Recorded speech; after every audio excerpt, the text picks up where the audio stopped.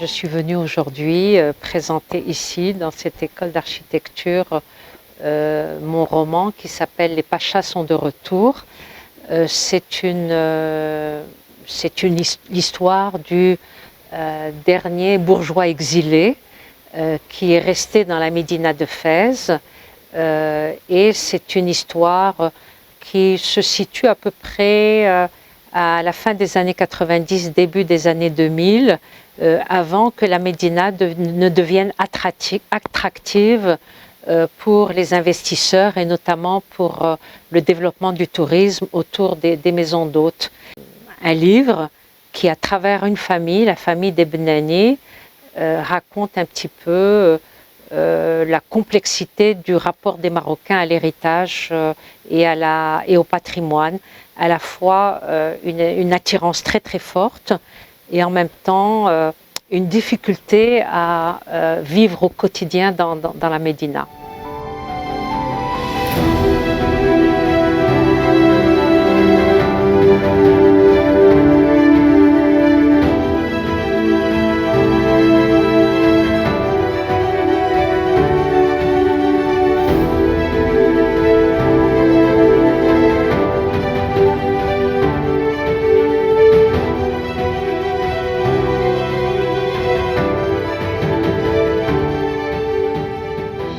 Cette rencontre ouverte, initiée par l'école d'architecture et des paysages de Casablanca, s'inscrit dans les activités culturelles et scientifiques, engagées dans un esprit d'échange, de dialogue et de partage.